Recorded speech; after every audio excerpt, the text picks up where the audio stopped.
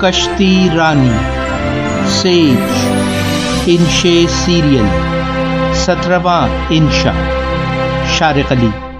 کشتی کنارے سے دھکیلی گئی اور ہم چپو چلاتے ہوئے چاندنی رات اور خوشگوار سمندری ہوا کا ہاتھ تھامے کریک کے پرسکون پانیوں میں آگے بڑھے۔ کناروں کی روشنیاں لہروں سے مل کر یوں جھلملائیں جیسے ذہن کے شیش محل میں جگمگ کرتی یادیں۔ پروفیسر گل کراچی کا ذکر کر رہے تھے۔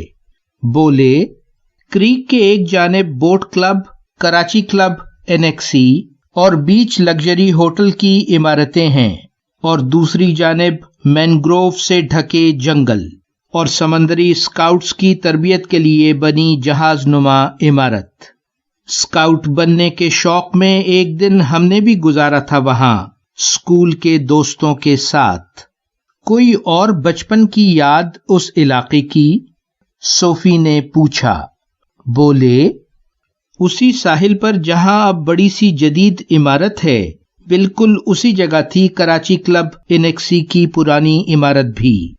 اب تو معدوم ہو چکی ہے وہ۔ چھٹی ہوتی اور موسم ابرآلود تو پاپا کہتے NXE چلو۔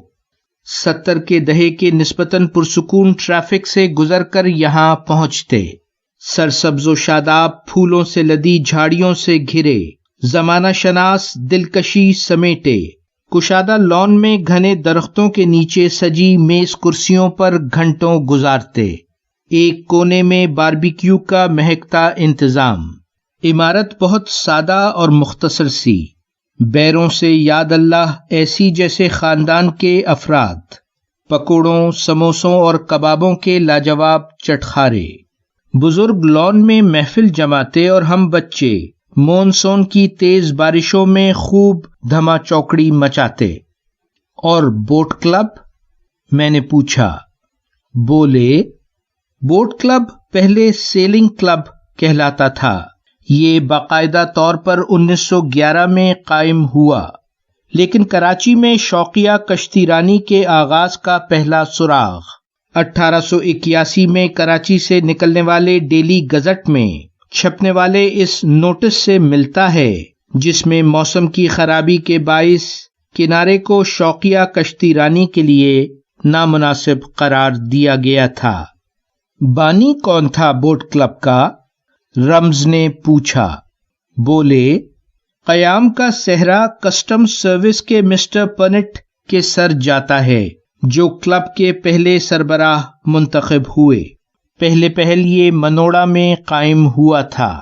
اگلے ہی سال انڈو یورپین ٹیلی گراف کمپنی کی مالی مدد سے اسے کراچی منتقل کیا گیا۔ پھر 1925 اور 1930 میں عمارت کو مزید وسعت دی گئی۔ ان دنوں کشتیوں کی ریس کا آغاز نیٹو جیٹی سے ہوا کرتا تھا اور چائے کا پرتکلف اہتمام منوڑا کے جزیرے پر۔ کچھ کشتیاں 1932 میں ڈرگ روڈ کے ایئر فورس کے ورک شاپ میں تیار کی گئی تھیں۔ پھر دوسری جنگ عظیم شروع ہوئی تو بہت سالوں تک بوٹ کلب ویران رہا۔ تقسیم کے بعد کراچی دارالخلافہ بنا تو ممبرز کی تعداد تیزی سے بڑھی۔ پھر بھی 1951 تک صرف 151 ممبر تھے بوٹ کلب کے۔ جاری ہے ویلیو ورسٹی۔ شارق علی۔